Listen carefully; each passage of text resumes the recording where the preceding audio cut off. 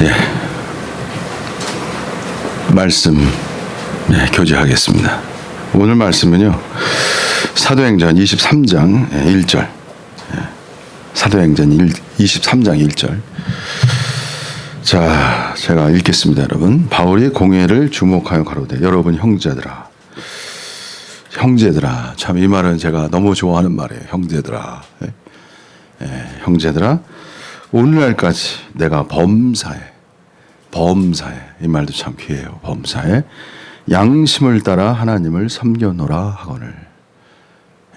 사도 바울의 말입니다.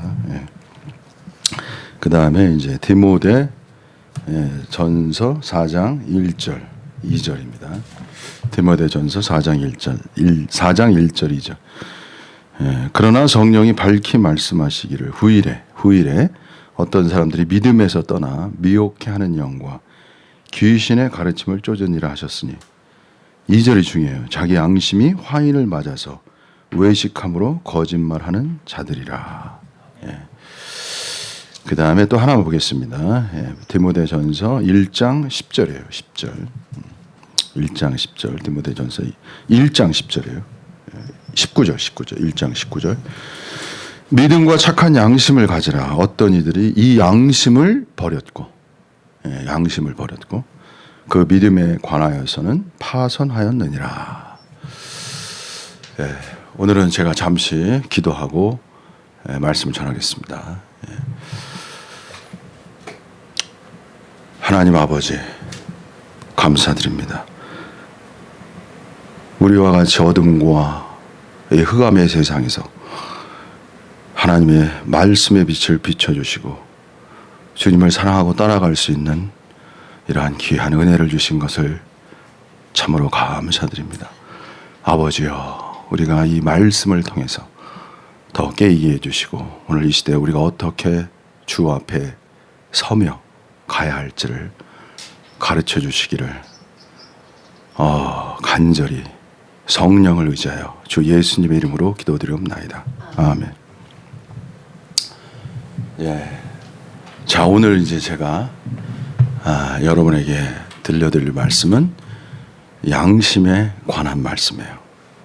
특별히 하나님의 나라, 하나님의 왕국과 양심, 하나님의 왕국과 양심, 이것이 오늘 제가 여러분에게 전해드릴 하나의 제목이 되겠습니다. 양심이라는 것은 우리가 하나님을 이렇게 알 수 있다고 해야 되나? 이 하늘의 세계라 할까? 누구에게나 다 양심이 있잖아요. 그죠? 근데 양심은 이 기묘하게 우리의 어떤 생각과 반대돼요. 우리가 뭐 예를 들어서 해서는 안 될 일을 했다거나 또 말을 했다거나 그러면 양심이 찔리잖아요. 그죠?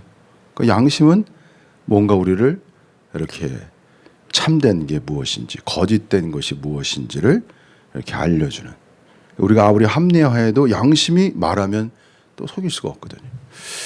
양심은 이게 하늘에 속한 기관처럼 거짓과 참을 분별하는 그런 어떤 요소를 가지고 있습니다, 여러분.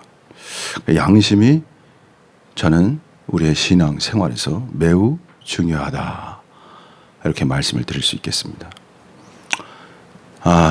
자, 양심을 말하기 전에 제가요, 일주일 동안 이렇게 한번 또 주님의 인도로 이렇게 지냈잖아요.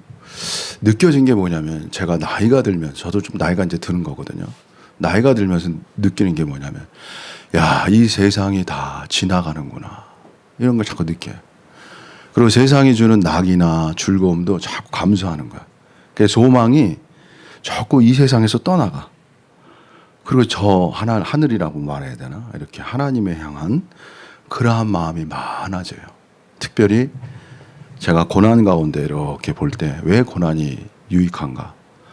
사람은 고난이 있어야 하늘을 바라봐요.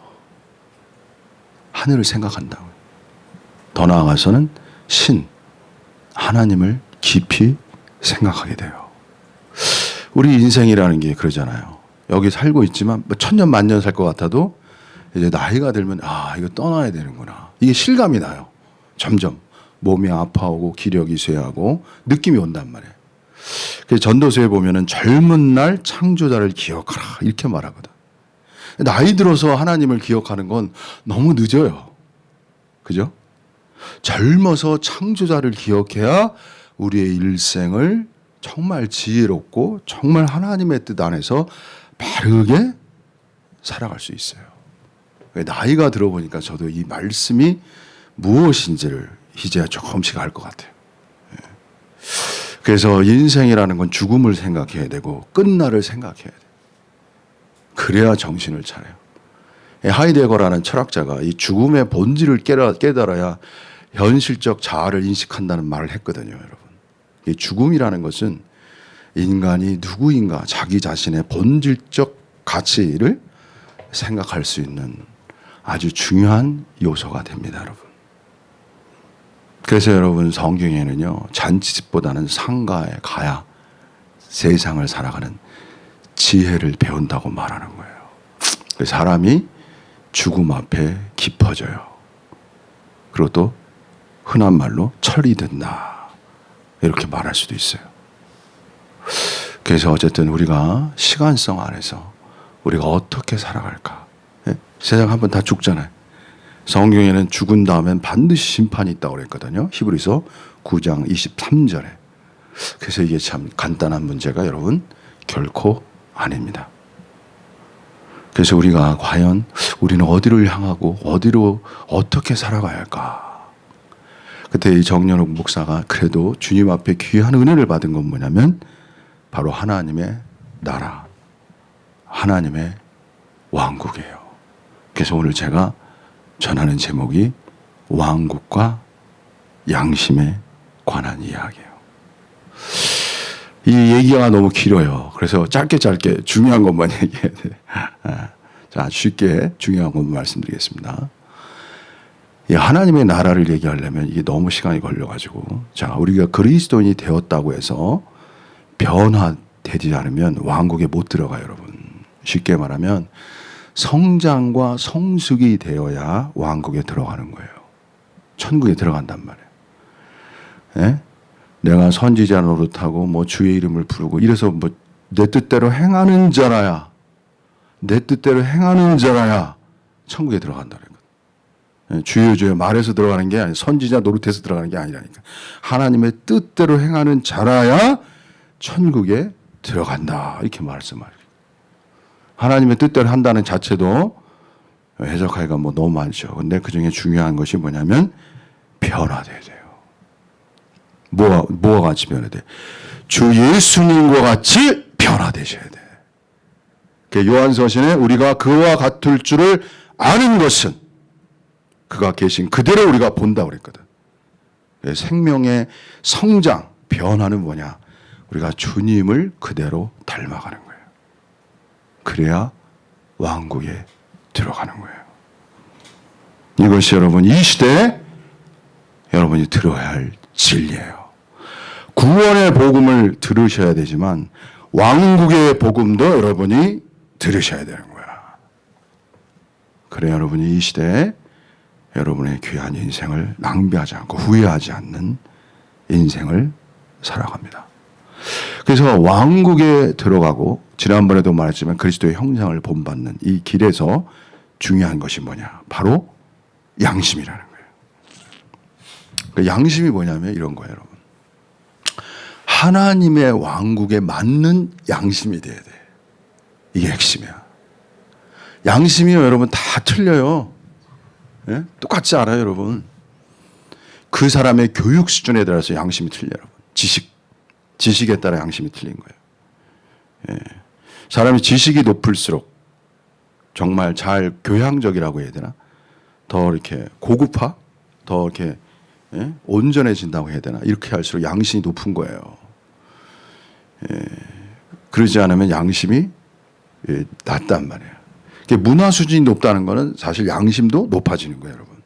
교육 수준이 높다는 건 양심도 높아지는 거예요. 근데 그리스도인은 이 세상의 교육과 지식을 넘어서 하나님의 왕국의 양심을 가져야 돼요. 이게 가장 높은 거예요, 여러분. 이 세상에서 가장 높은 양심이 바로 하나님의 왕국의 양심이야. 이 제일 높은 거예요, 여러분. 그래서 하나님의 왕국 안에서 사는 양심은요, 아주 정교하고 높고 최고의 고급화된 양심이에요. 쉽지가 않은 게 우리가 교회 생활 안에서 왕국에 속한 양심을 배우셔야 돼요. 예. 이 땅에 뭐 잘 먹고 잘 살고 행복하고 다 좋은 것이지만 더 중요한 것은 왕국의 양심 안으로 들어가셔야 돼. 이것이 귀한 것입니다. 자, 그래서 이 왕국의 양심은 우리가 어떻게 하냐가 지식이라고 그랬잖아요. 지식, 학습, 환경. 이게 중요한 거예요. 지식이 있어야 돼요. 왜? 왕국에 대한 지식이 있어야 왕국에 대한 양심을 갖게 되는 거예요, 여러분. 그래서 왕국은 쉽게 말하면 뭐냐면은 마태복음 5장, 6장, 7장의 말씀 그대로를 살아야 되는 거예요. 이게 바로 왕국의 양심이에요, 여러분. 그래서 나중에 한번 집에 가셔서 또 이 유튜브를 듣는 분들 한번 마태복음 5장, 6장, 7장을 읽어보셔요. 그 수준은 사람의 수준이 아니에요. 인간이 이룰 수 있는 수준이 아니에요. 그건 성령의 역사가 있어야만 가능한 영역이에요, 여러분. 그러니까 그리스도인들은 성령을 의지해서 성령의 능력으로 살아가는 존재예요, 여러분. 그래서 저는 예전에 제가 이제 뭐 간증을 할 수밖에 없는데 이 말이라는 게 얼마나 중요한 거를 제가 이렇게 주님의 은혜 안에서 이 왕국은요, 양심이 또 뭐와 관련이냐면 의와 사랑이에요. 의와 사랑. 의의 수준이 높아야 되고 사랑의 수준도 높아야 돼요, 여러분. 그러니까 이게 쉬운 얘기가 아니에요, 의의 수준. 그래서 저 같은 경우는 이제 간증한다면은 말에서 의로워야 돼. 이거 하나 배우기가 쉽지는 않아요, 여러분. 그래서 야고보가 말한 대로 말하기는 더디하고 듣기는 속히 하라. 이게 일종의 뭐가 필요하냐? 양심이 높아져야 되고 더 나아가서는 양심에 따른 경건의 훈련이 필요한 거예요, 여러분. 그래서 사도 바울이 경건의 연습을 하라고 말한 거예요. 그러니까 그리스도인이 수준이 매우 높습니다. 마태복음 5장 48절. 하늘에 계신 아버지께서 완전하신 것처럼 너희도 완전하라. 이 수준이에요, 여러분. 이 사랑 안에서 특히 원수를 사랑하라. 이게 제일 어려운 것 같아요, 제가 볼 때. 원수를 사랑하라. 그 말씀을 하시고 이제 이 말씀 하신 거거든. 그래서 제가 여러분에게 말씀드리면 여러분이 진정으로 그리스도인의 생활 안에서 전진하고 성장하려면 여러분이 양심 안에서 의의가 높아지셔야 돼요. 의의가 높아지고 사랑이 높아져야 되는데 의의는 바깥에 있는 이 말씀, 하나님의 말씀이 기준점이잖아요. 그리고 여러분 속에서 성령이 가르치시는 거예요. 그리스도인들은요, 밖에 하나님의 말씀 플러스 성령의 가르치심, 이게 있어야 됩니다. 그리고 더 나아가서 성도들과의 교통이 필요해요. 이 세 가지가 필요한 것입니다. 그래서 하나님의 말씀을 잘 읽고 그러한 말씀의 수준이 왕국의 수준이라는 걸 여러분이 아셔야 되고, 그리고 여러분 안에 계신 성령이 그 의가 무엇인지를 속에서부터 기름 부음으로 가르치셔야 돼요. 제가 여기서 말할 수 있는 것은 밖의 말씀, 속에 저의 성령의 가르치심, 그리고 형제들과의 교통, 이 세 가지가 저에게 먼저 있었고 제가 배웠고 체험했기 때문에 제가 말할 수 있는 것입니다, 여러분. 그래서 말씀, 성령, 그리고 교통, 형제들과의 교통, 이 세 가지가 다 중요한 것입니다, 여러분. 그래서 의의 수준이 높아지고 사랑이 높아지는 것, 제가 깨달은 게 뭐냐면 지식과 체험은 다른 거예요. 지식이 체험이라고 생각하시면 안 돼요. 이 양심이 말이에요. 양심이 이게 아까 화인 맞은 양심도 있잖아요. 그죠? 화인 맞은 양심. 예.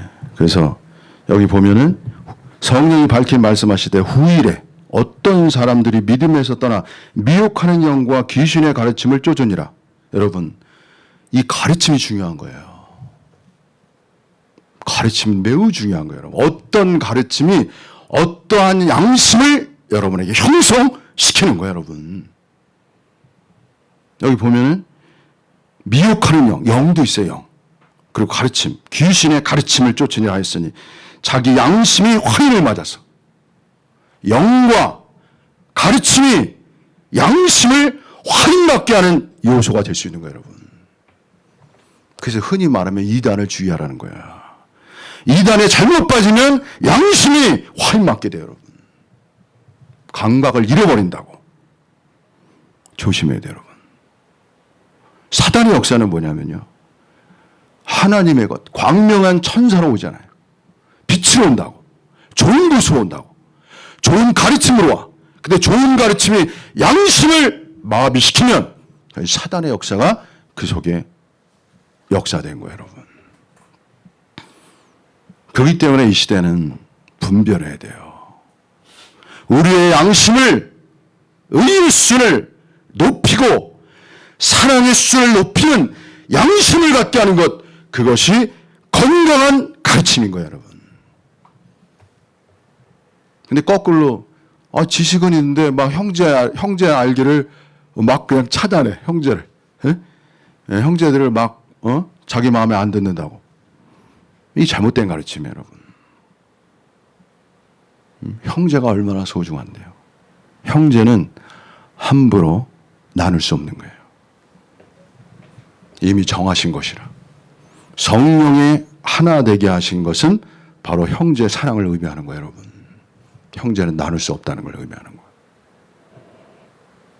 그래서 이 형제 사랑이 형제 사랑 안에서의 참된 지식을 가져야, 온전한 지식을 가져야 깨끗한 양심 안에서 여러분이 온전한 신앙의 생활을 할 수 있습니다, 여러분. 그래서 이 시대에 여러분이 좋은 가르침이라는 것은 여러분의 양심을 깨우는 그러한 가르침이 좋은 가르침인 거예요. 그래서 여러분이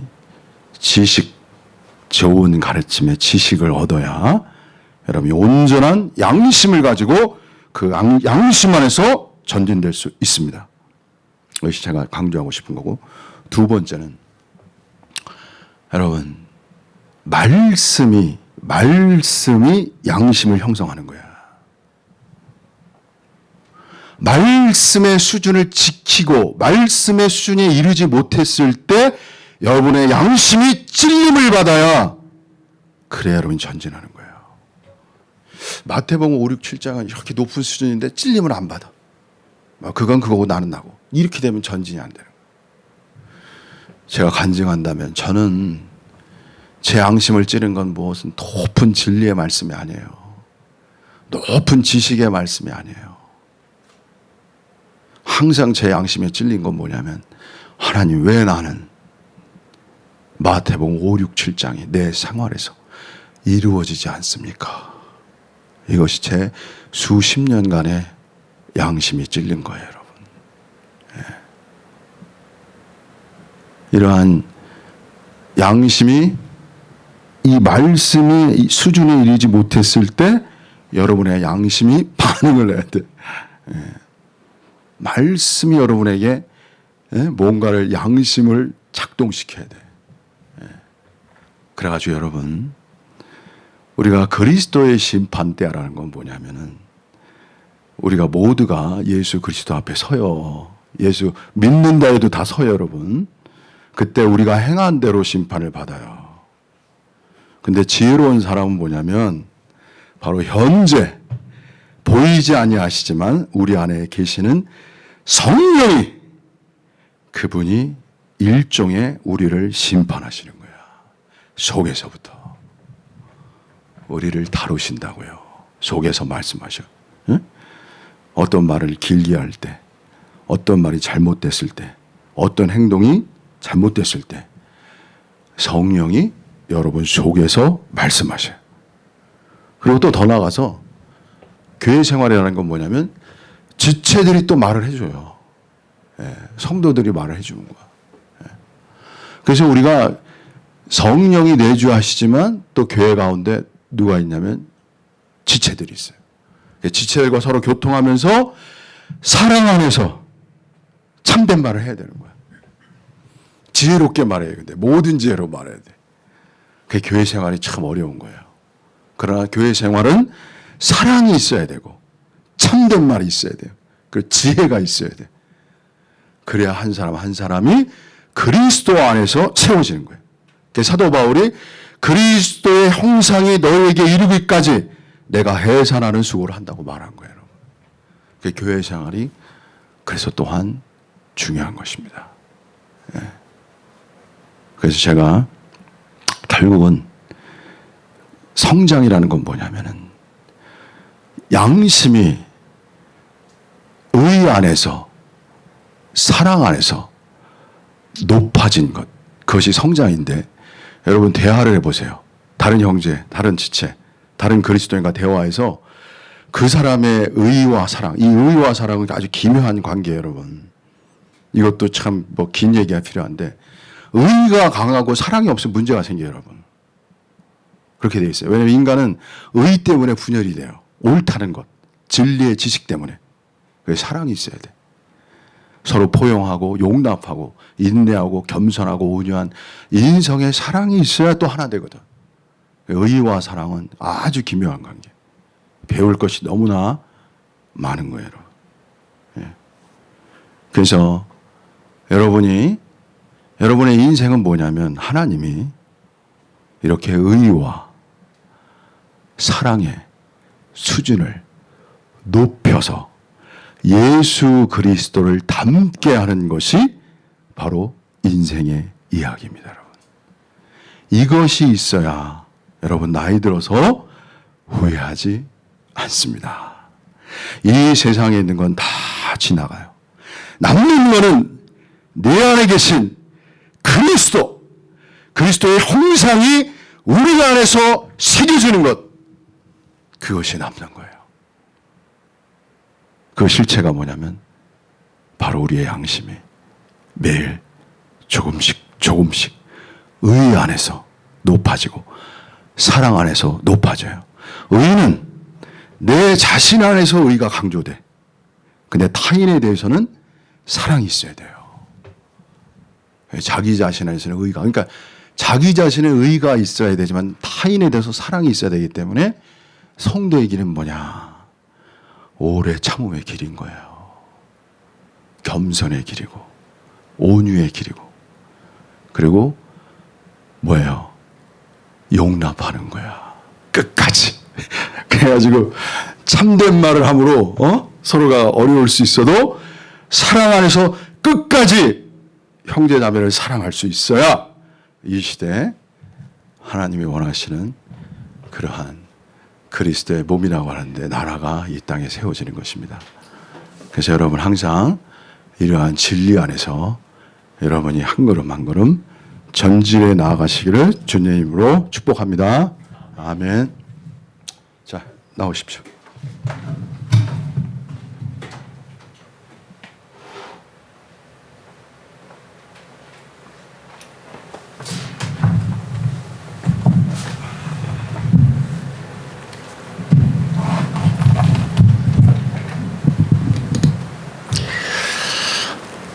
양심하면 그리스도인들의 가장 기본 첫 번째 몸, 혼, 영,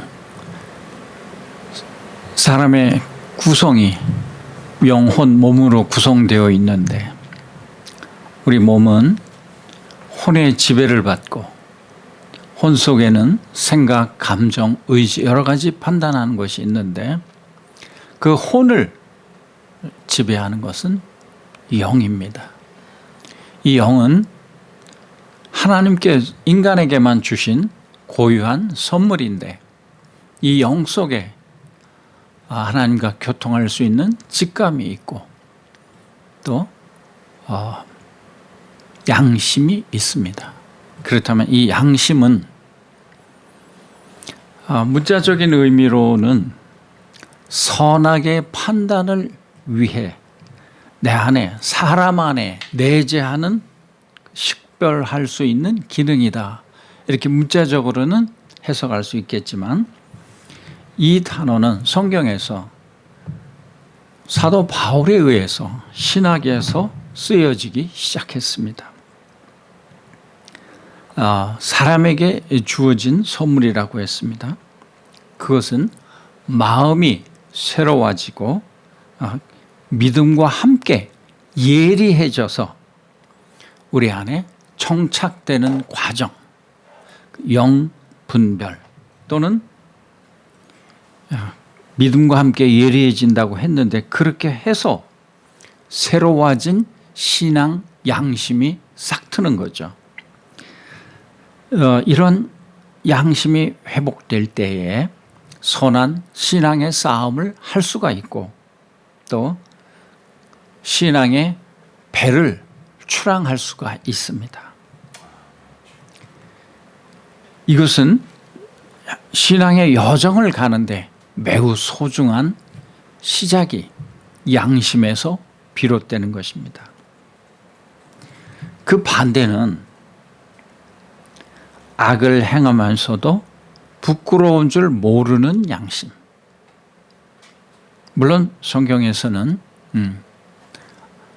화인 맞은 양심, 더러운 양심, 악한 양심 여러 군데 쓰여져 있습니다.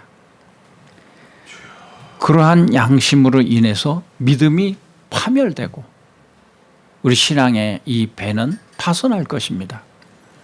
구체적으로 신약에서 명사로서 30번 언급이 되고 동사로서 4번 언급이 되었는데 바울 서신에 20번 언급이 되었고 히브리서에 5번, 베드로전서에 3번, 사도행전에 2번 이렇게 양심이란 단어가 계속 언급이 되는데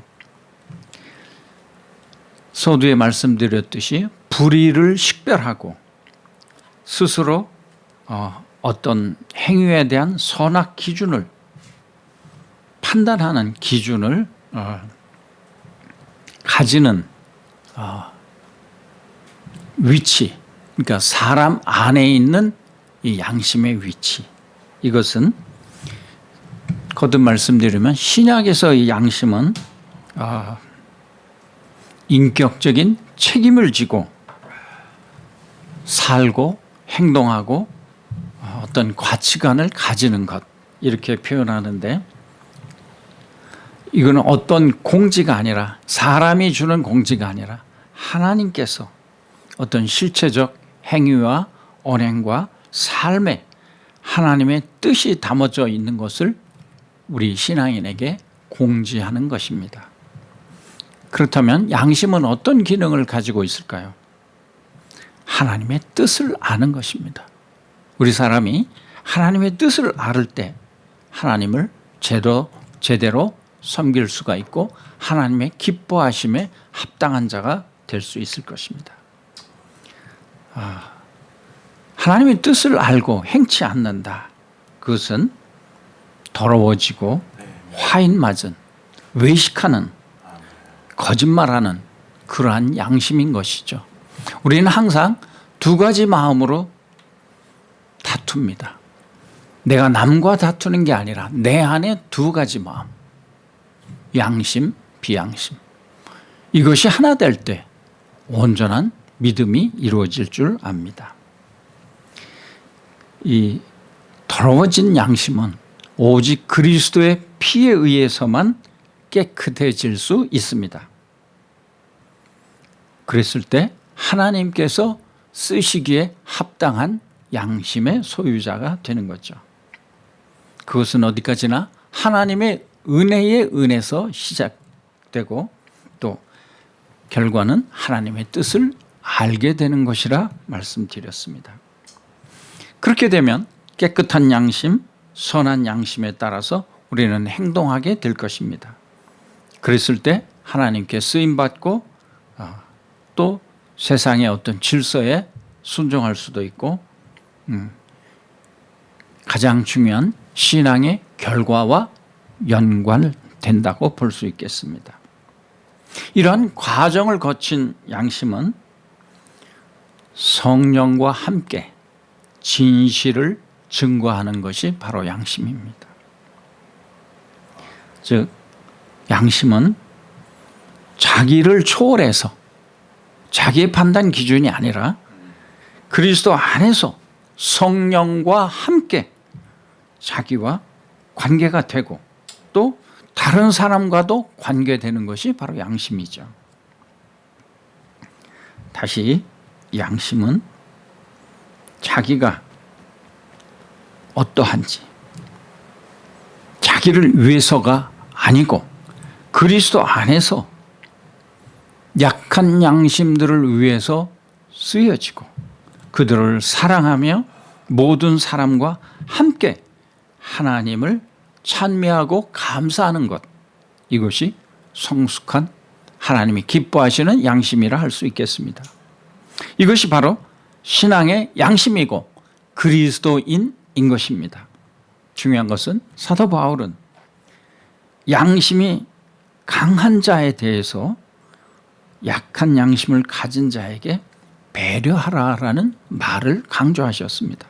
또한 양심은 하나님의 뜻을 통찰하고 증거하는 기능을 가진 것으로 사도 바울은 판단하고 인간 깊은 곳에 자기를 판단하여 자기 죄를 고발하고 이것을 변명하고 이것을 해결하려고 노력하는 그러한 양심의 소유자를 아주 강조하고 있습니다. 성경 말씀 세 곳만 보겠습니다. 우선 사도행전 23장 1절에 나는 범사의 양심을 따라 하나님을 섬겼노라. 매우 중요한 말씀인데 사도 바울은 자신의 무죄에 대한 향변인데 지금 말씀의 내용으로 볼 때 사내들인 공회에 지금 불려갔죠. 그 자리에서 자신을 변호하는 과정인데 전날 로마의 천부장에 의해서 소집된 공회입니다. 로마 시민들은 함부로 죄를 다룰 수가 없습니다. 그리고 왕에게 항소할 수도 있습니다. 이러한 중요한 위치에 여기 바울은 담대한 용기의 소유자인 것을 볼 수 있습니다. 왜냐하면 그 장소는 위험 있는 장소고 또 함부로 이 일을 제기하거나 그럴 수 없는 아주 중요한 위치의 자리지만 그래도 그 위험 있는 자리에 소환되었다 할지라도 전혀 당황치 않는 사도 바울을 봅니다. 오히려 그 공회를 주도해 나가려고 애를 씁니다. 과거에 스데반이 이 공회에 소환되었을 때 그들은 이 스데반을 억압하려고 했었습니다. 그렇지만 그렇게 하지 못한 것이 있습니다. 왜? 스데반은 거룩한 믿음을 소유하였기 때문에 그렇습니다. 지금은 바울이 그들 앞에 섰습니다. 그들을 설득하려고 마음을 가졌지만 그렇게 할 수 없었던 것은 그들이 너무나 뻔뻔스럽고 사악한 인물들이었기 때문에 그렇습니다. 그렇다 할지라도 바울은 선한 양심의 소유자였습니다. 말씀에 양심에 따라 하나님을 섬겼노라 담대하게 선포하는 그 말의 내용인즉슨 항상 신앙을 지키며 살았다는 것을 강조하는 것이고 또 항상 도덕적인 선과 악을 구별해서 살았다.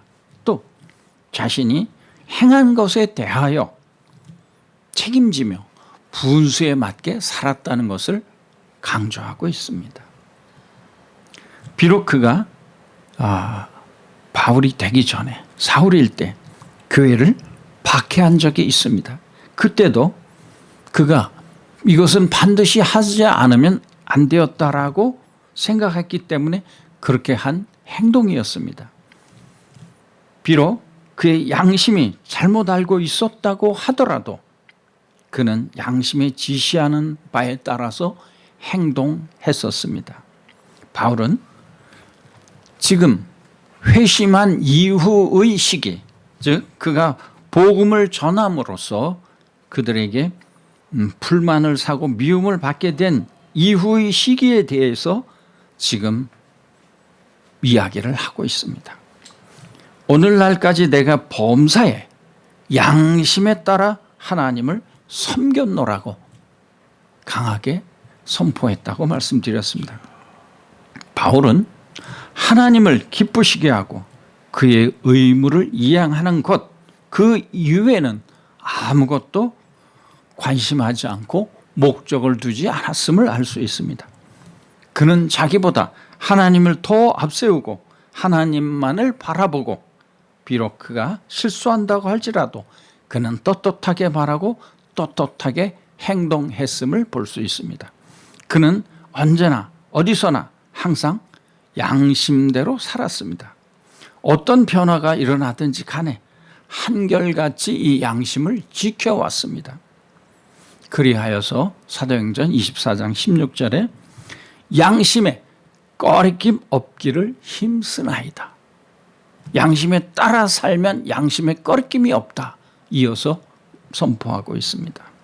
지금 벨렉스 앞에 선 바울, 기꺼이 자신을 변호하고 있습니다. 없던 것을 있는 것처럼 또는 아닌 것을 진실인 것처럼 이야기하는 것이 아닙니다. 이것을 인하여 이것을 강조하는데 그가 지금까지 걸어왔던 길, 그가 지금까지 전해온 것이 바로 이것이라는 것. 그럼 이것이 무엇일까요? 다름이 아니고 그리스도 예수를 따르고 하나님을 섬기고 성경을 믿으며 부활의 소망을 갖고 살아온 것을 이야기하는 것입니다. 한마디로 복음 안에서 살아온 그의 삶을 강조하는 것입니다. 자신의 삶을 단순하게 아주 표현합니다. 하나님과 사람을 대하여 항상 양심에 꺼리낌 없기를 힘쓰노라. 여기서 말하는 양심이란 앞에 서두에 말씀드렸듯이 인간이 가지고 태어난 것은 아닙니다. 하나님이 주셨다고 했죠. 애초에 양심이 있었어요. 그러나 아담의 타락으로 그 양심은 부패했습니다. 그렇다면 여기 바울이 호소하고 있는 이 양심이란 거듭난 양심을 말하는 것입니다. 즉 성령님이 우리 속에 내주하심으로 우리의 마음과 우리의 생각을 조명하시어서 우리로 그리스도 예수의 사람이 될 수 있도록 끊임없이 돕고 인도하시고 안내하는 것을 말하는 것입니다. 바울은 그 선한 양심으로 인하여 날마다 하나님을 생각할 수 있었습니다. 또한 하나님 뜻 안에서 살아가기를 결단할 수가 있었던 것입니다. 뿐만 아니라 바울의 삶은 사람들과 무관하지 않습니다. 사람들을 위한 삶이기도 했습니다. 마치 예수님께서 인자가 온 것은 섬김을 받으려 함이 아니라 도리어 섬기려 하고 자기 목숨을 많은 사람의 대속물로 주려 함이니라 말씀하신 것과 같이 바울의 삶도 그러했습니다. 어떻게 사람들을 복음 안에서 부활의 예수님을 만날 수 있게 할 수 있을까? 바울은 늘 그것을 염두에 두고 살았던 것입니다. 하나님과 사람에 대하여 또 어떻게 하나님을 예배하고 어떻게 사람을 섬길 것인가, 이것이 바울의 관심입니다. 겸손히 그리고 묵묵히 그의 삶의 길을 걸어가신 주님의 그 참 빛되신 모습이 오늘 우리에게 임하기를 소망합니다.